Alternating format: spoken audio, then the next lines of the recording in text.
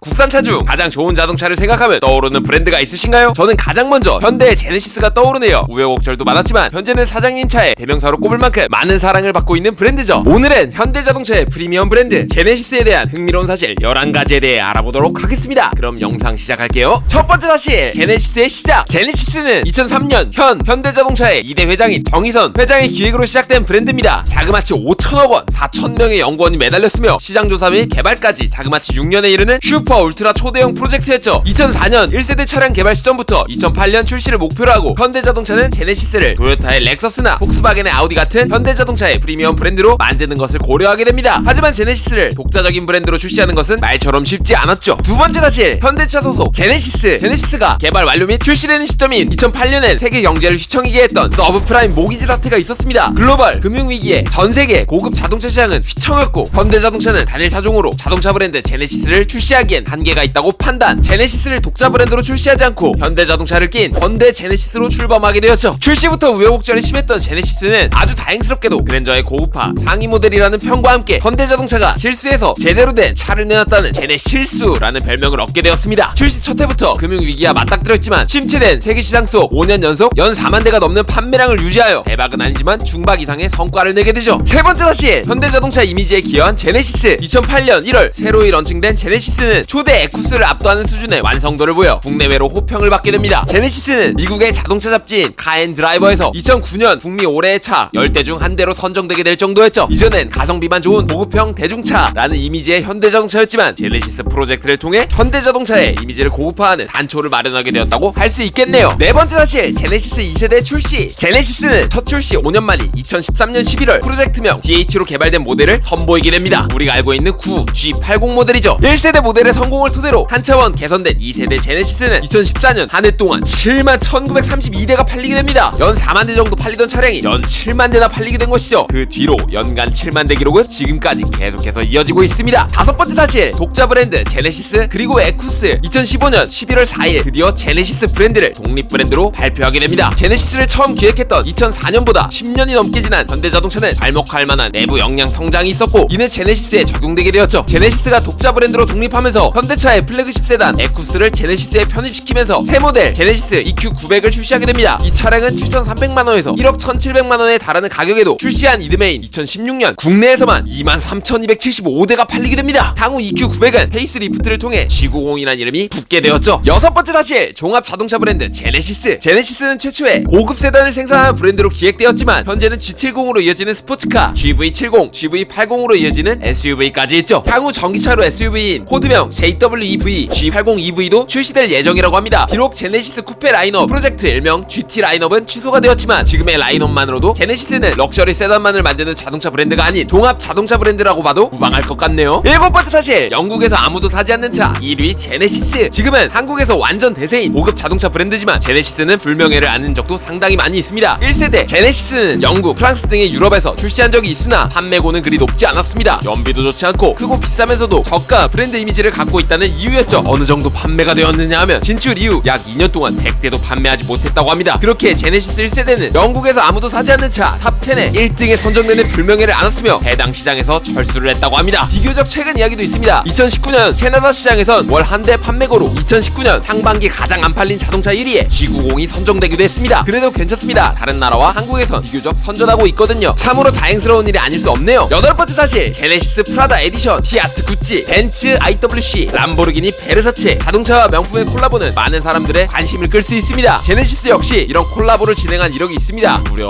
프라다랑 협업을 했죠. 2011년과 2012년에 출시되었으며 각각 600대를 한정 판매하는 형태로 시장에 출시되었습니다. 하지만 판매량은 기대보다 저조했고 2011년에 목표 수량을 채우지 못하고 2012년에 목표 물량을 소진하는 정도로 끝났다고 합니다. 다른 회사는 구하고 싶어도 없어서 못 산다는데 목표 물량을 겨우 소진했다는 것은 조금 우프네요. 아홉 번째 사실, 제네시스 배 골프 대회. 제네시스 브랜드는 다양한 스포츠에 후원을 하고 있습니다. 미국 프로풋볼, NFLN 공식 후원사, 정연 등의 스포츠 선수 지원 등 여러 방면으로 스포츠 마케팅을 진행하고 있죠. 하지만 제네시스의 이름을 단 명망 있는 대회가 있다면 믿으시겠나요? 바로 제네시스 챔피언십이라는 골프 대회죠. 2020년엔 총 상금이 무려 15억에 달했다고 합니다. 우승하면 상금 3억 원과 GV80 등의 상품이 걸려 있었다고 하네요. 제네시스 이름을 달고 개최되는 골프 대회라니 정말 신기합니다. 열 번째 사실, 짱짱한 인력풀. 요즘 제네시스 디자인 기가 막히지 않습니까? 다 이유가 있습니다. 저는 그 이유가 엄청난 인력 풀이라고 생각합니다. 현대자동차그룹 디자인 총괄사장 피터 슈라이어, 지금은 제네시스에서 사임했지만 벤틀리 수석 디자이너를 맡았던 루크 돈커블케, 벤틀리 외관 디자인 총괄 이상엽씨, 지금은 코닉세그 디자인팀으로 이직했지만 부가티 시론을 디자인한 알렉산더 셀리파노프, 람보르기니 디자인 총괄을 맡았던 필리포 페리니, BMW M 고성능 개발 총괄을 역임한 알버트 비에만까지 이렇게 세계적인 인류 디자이너들이 제네시스에 들어왔고 지금까지 일하고 있습니다. 최근에 제네시스 디자인이 왜 이렇게 잘 나오지 싶었는데 이유가 있었네요. 11번째 다시에 코로나 위기를 선방한 제네시스, 올 초 대형 SUV GV80, 신형 G80을 출시하면서 내수시장에서 2분기 제네시스 판매 비중은 8.3%에서 16.2%로 무려 95%나 증가했습니다. 상반기에만 48,886대가 팔렸죠. 판매 가격이 높은 제네시스는 경기 침체 속 판매량이 급감한 현대자동차그룹 수익성 개선에 매우 긍정적인 영향을 준 것으로 전문가들은 보고 있습니다. 수많은 우여곡절이 있었지만 부디 제네시스가 이런 긍정적인 지표를 계속해서 이어가 세계적으로 명성있는 대한민국의 럭셔리 자동차 브랜드로 발전했으면 좋겠습니다. 오늘은 여기까지. 프리미엄 브랜드로 내세운 것과 걸맞지 않게 마감 불량, 조립 불량, 엔진 떨림 현상 등이 발발하는 제네시스, 분명 고쳐야 할 점이 정말 많습니다. 하지만 제네시스 듣기만 해도 벅차네요. 여태까지 BMW나 벤츠, 아우디 정말 타고 싶었거든요. 근데 지금은 자차로 제네시스를 1순위로 갖고 싶습니다. 아직 독자적으로 독립한 지 몇 년 되지 않은 브랜드지만 소비자 인식이 이렇게나 많이 바뀌었다는 것은 참 칭찬하고 싶네요. 부디 많은 점을 개선해서 지금의 이미지를 잘 가져갔으면 하는 바람입니다. 부디요. 오늘도 영상 봐주셔서 감사드리고 영상 도움되셨다면 좋아요와 구독 부탁드립니다. 이상 차트로 말하는 남자 차말람이었습니다. 감사합니다.